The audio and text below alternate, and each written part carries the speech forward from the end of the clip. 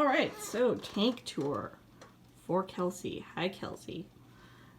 So Hoshi used to be in a much smaller tank, and then he figured out how to get out of it. So when we were shopping for locking tanks, we decided to go ahead and upgrade him to something bigger. So first of all, I guess we should go say hi to him. Hey, Hoshi. How you doing, Bubba? Are you hanging out? So left side of his tank, you can see he's got a hammock, which is where he is now, with a bunch of vines. Vines you can usually find for like super cheap, especially on Amazon. And then you can cut them into different lengths or just put them however you want. Under that he has one of his, this is his cold hide. You can see that.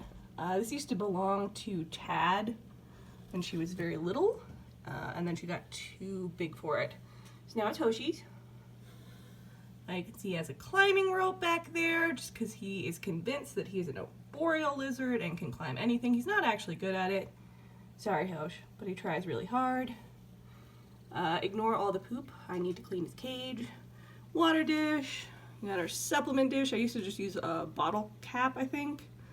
Then I bought this little like 3D printed one off of Etsy. This tank came with a backdrop. You don't have to have this, obviously. This one is foam and Hoshi likes to climb it. Sometimes he falls down.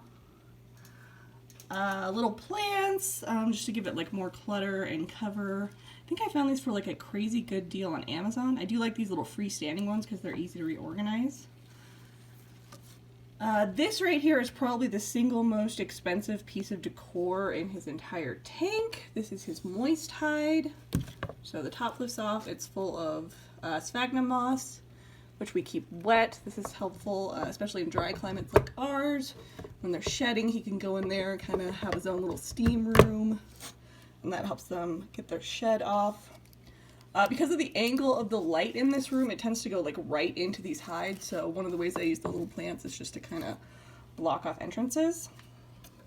This is his warm hide. It's right on top of his heat mat.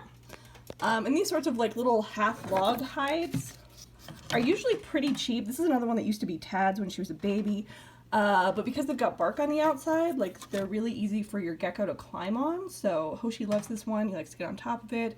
Again, because the light from the room goes right inside it, I just have like a little piece of bark that I kind of block part of the light with. Our friend Tessie showed me on, she had one like this and she just used a bunch of fake leaves, like from this vine, and just like glued them around the top to kind of block light, so that's another option.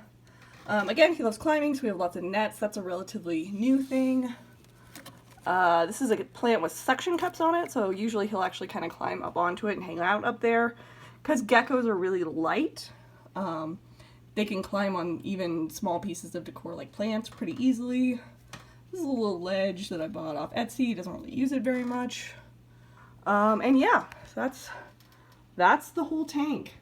Basic like warm hide, wet hide, cool hide, lots of plants, stuff to climb on, water dish. He doesn't use a feeding dish because I feed him with tongs. Hi, buddy. You say hi to Kelsey? Hi, Kelsey. Thanks for coming to my house.